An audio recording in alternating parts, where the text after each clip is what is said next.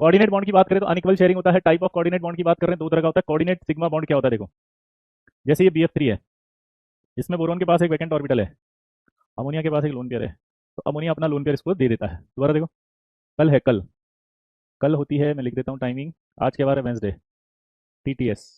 एक मिनट, नहीं नहीं नहीं, आज होगी, सॉरी। ओहो, आज है MWF। आज 7:30 बजे है, क्वांटम नंबर पढ़ाऊंगा मैं। आज का जो टॉपिक होगा वो क्वांटम नंबर होगा। क्या बोला, जल्दी बताओ। आज का टॉपिक क्या होगा? Quantum number. क्लियर है सबको? नहीं, वन शॉट नहीं रहेगा, 11th क्लास है वो। ठीक है। हाँ, लेकिन वन हो जाएगा उसमें। जिसको आना है वो आए, जिसको नहीं आना वो ना आए। अब इधर आ जाओ फटाफट। अगर कभी कोऑर्डिनेट बॉन्ड अकेला दिख रहा है, ध्यान से सुनना। कोऑर्डिनेट बॉन्ड की बात होती है अनइक्वल शेयरिंग।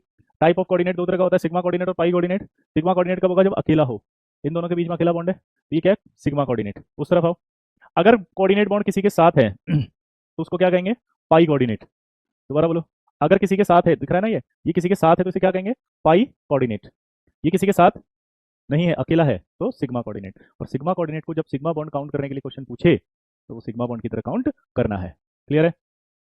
ये भी सिग्मा बॉन्ड पूछे तो पाई की तरह काउंट करना है।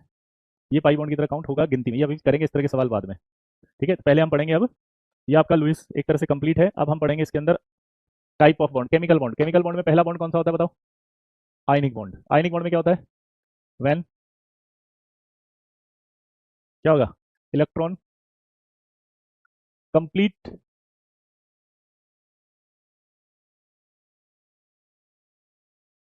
Transfer from, complete transfer from one atom to another atom. Condition of ionic bond क्या रहेगी? देखो, आयनाइजेशन एनर्जी हमेशा लो होनी चाहिए और इलेक्ट्रॉन की एंथैल्पी ज्यादा होनी चाहिए। क्या होता है आयनाइजेशन एनर्जी बताओ? आयनाइजेशन एनर्जी होता है इलेक्ट्रॉन को निकालने के लिए रिक्वायर्ड एनर्जी, रिक्वायर्ड। और ये क्या होता है? अमाउंट ऑफ रिलीज्ड एनर्जी जब इलेक्ट्रॉन ऐड होता है। दोबारा से बोलो, क्या बोला मैंने? दोबारा से बोलेंगे, आयनाइजेशन एनर्जी क्या होती है? Amount of required energy. और ये क्या होती है? जब ऐड होता है इलेक्ट्रॉन तो रिलीज्ड एनर्जी। तो ये कम होनी चाहिए, क्योंकि आयनाइजेशन एनर्जी अगर कम होगी तो इलेक्ट्रॉन आसानी से निकलेगा। ये ज्यादा होनी चाहिए, यानी इलेक्ट्रॉन जब ऐड हो तो एनर्जी ज्यादा निकलेगी, यानी कि आसानी से ऐड होगा तो ज्यादा निकलेगी, तो एनायन ज्यादा होना चाहिए। तो इसका मतलब क्या निकला कि रिलीज्ड एनर्जी जो है वो ज्यादा होगी एब्जॉर्ब्ड एनर्जी से। ये कंडीशन रहेगी। अब आपको छोटा सा सवाल आएगा कि जो आयनिक बॉन्ड होता है, जैसे ये एक Na+ है, ये एक Mg+2 है, ये एक L+3 है, अगर तो वैलेंसी इन आयनिक बॉन्ड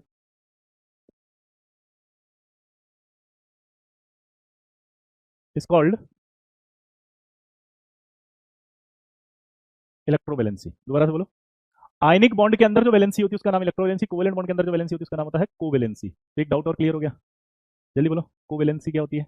कोवेलेंट बॉन्ड के अंदर जो वैलेंसी है उसे कोवेलेंट कोवेलेंसी कहेंगे। आयनिक बॉन्ड के अंदर जो है उसे इलेक्ट्रोवैलेंसी कहेंगे। तो जैसे Na+ है तो यही इसकी वैलेंसी बोलेंगे। तो सोडियम के अंदर अगर +1 है तो इसकी इलेक्ट्रोवैलेंसी 1 है, इसकी इलेक्ट्रोवैलेंसी 2 है, इसकी इलेक्ट्रोवैलेंसी 3 है। अब जो डाउट आएगा वो आएगा कि आयनिक बॉन्ड कौन कौन बनाएगा। तो generally S block cation and ammonium cation, ये आयनिक बॉन्ड बनाएंगे, एक्सेप्ट, ये इंपॉर्टेंट है, ये फेजांस रूल में आता है, आपको सबको पता है, नहीं पता तो आपको याद रखना है। जब हम फेजांस रूल पढ़ाएंगे तो वही लॉजिक आएगा, पोलराइजेशन वाला, जो अभी मैंने LF3 में दिया था।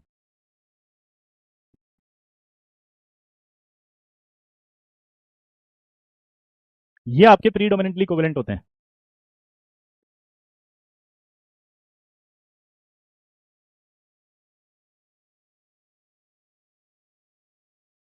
ठीक है, प्रीडोमिनेंटली कोवेलेंट।